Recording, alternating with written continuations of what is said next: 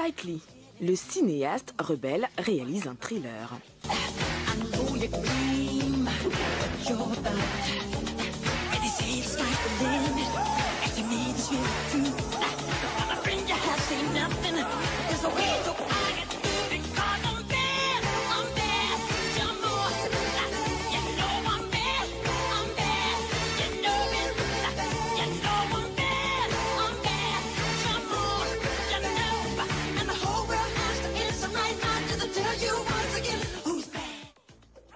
Après le documentaire Bad 25 qui rendait hommage à l'album Bad de Michael Jackson, le réalisateur Spike Lee revient derrière la caméra et signe son premier thriller baptisé Old Boy.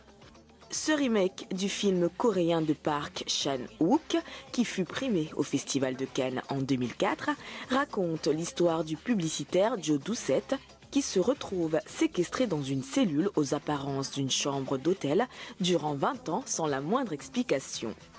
Il décide de poursuivre ensuite son geôlier après sa libération. Ce film marque un tournant dans la carrière de Spike Lee, qui investit un genre qui n'est pas son registre habituel, le cinéma engagé. À noter la présence de Samuel L. Jackson dans ce film qui n'avait plus tourné avec Spike Lee depuis Jungle Fever il y a 23 ans. Me quitte jamais.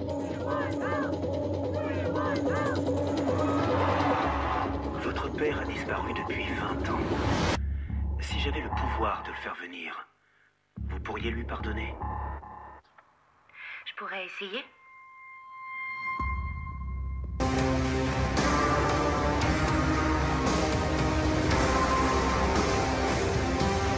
Je veux pas que tu t'en ailles.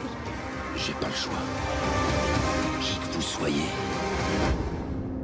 je vous trouverai. Zulu, Forest Whitaker, plus africain que jamais. L'État nous avait donné carte blanche. Nous étions environ 200 scientifiques et notre mission était de mettre au point une bombe ethnique, une molécule capable de décimer la population noire. Combien de noirs il a tué? On a été trop gentils avec ces fils de pute, non? Mais qu'est-ce que tu aurais préféré? Des représailles? Pas des représailles. La justice. Ces gosses qui disparaissent du côté de Kaelitsa.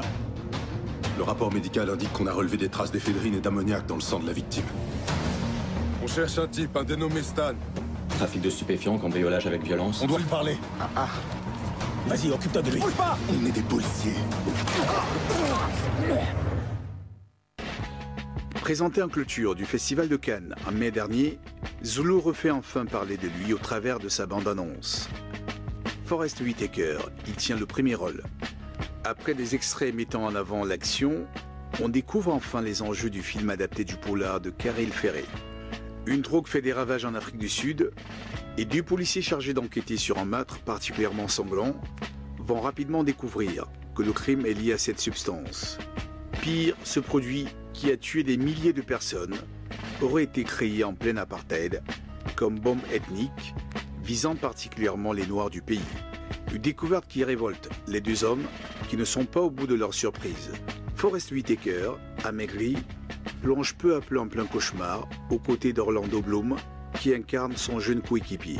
C'est Jérôme Salle, le réalisateur des Largo Winch, qui s'est chargé de la mise en scène du film, à découvrir. Il m'a traité moi d'épave. Et qu'est-ce que tu lui as dit? J'ai menti. Je lui ai dit que t'étais pas totalement une merde. Kruger a raison. Je suis qu'une épave.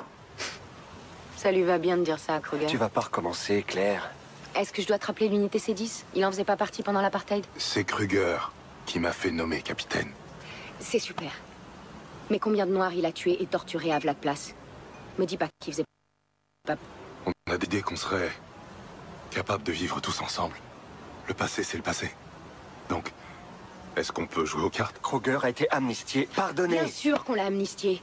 Kruger et tous ses assassins et tous ses voleurs, c'est trop facile. On passe devant une commission de fantoches, on avoue tous les crimes qu'on a commis et boum, tout est pardonné en un clin d'œil. Une absolution instantanée, c'est tout Là, tu bonnement exagères absurde. un peu, tu crois pas?